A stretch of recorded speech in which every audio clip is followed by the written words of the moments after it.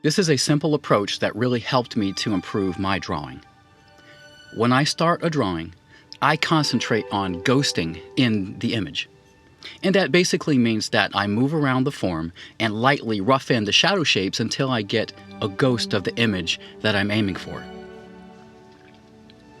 This is an approach that allows me to slowly work through the difficulties of a complex drawing step by step.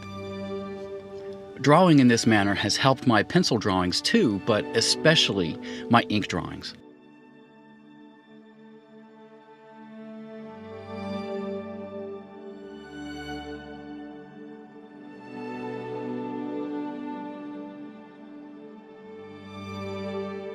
With an ink drawing, there's no erasing. So unless we trace the drawing or do a pencil drawing first and then ink over it, we need to find a method that allows us to find the proportions of the drawing without committing to it too soon. If we go in right away with bold black ink and mark the outline of any of the features as dark as we can, it's set, it's permanent. If we discover later on that those marks are misplaced, it's too late. We can't change it. And that's really the major challenge of sketching with ink.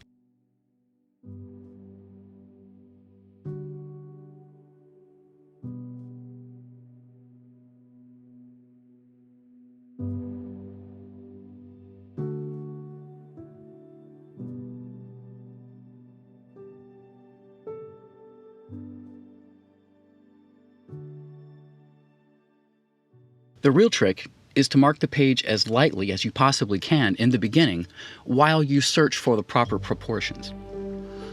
Now, if I draw the outline of the features from the start, I am pretty much guaranteeing myself permanent mistakes on the page that I can't recover from.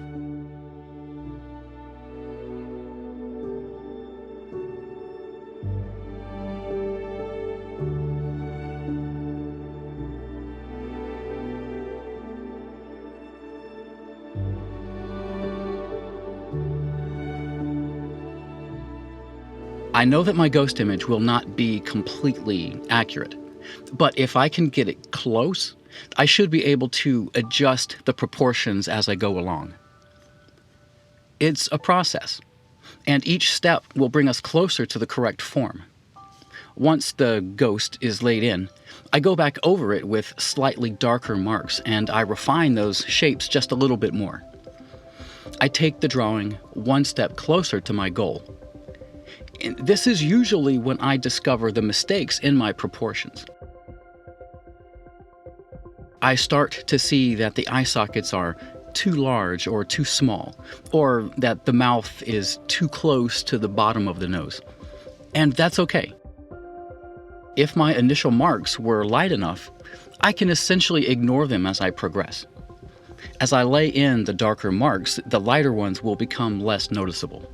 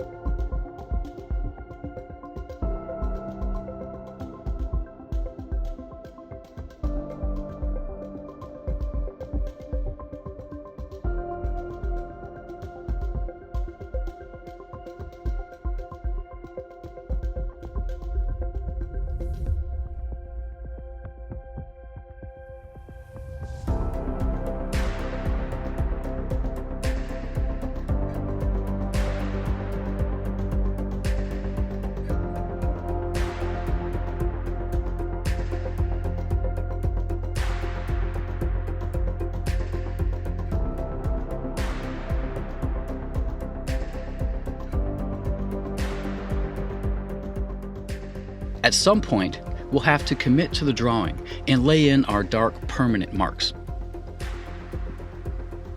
If we have reached this point in the drawing carefully and step by step, then we should be reasonably confident that we can finish it off without messing it up. This is the point where I start thinking about the details of the form. The way the eyelids curve down and then fold into the side of the face, or how a slight shadow shape interacts with the corner of his widened mouth. These details are what really bring the likeness of the drawing to life.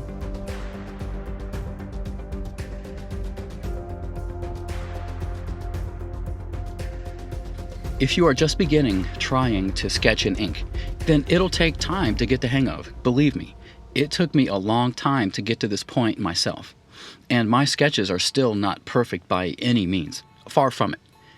You take this particular sketch of Andrea Bocelli, the Italian singer. One of my major habits is that, for some reason, I always make the eyes too close together.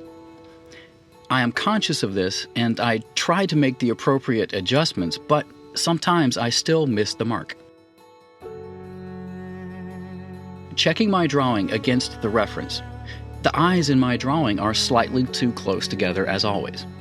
Not badly enough to be so obvious that it ruins the drawing, but it's still a flaw. And as a result of the eyes being too close together, the width of his face is slightly too narrow. But that's okay. Nobody's perfect. And we will never be perfect. But with practice, we can get better.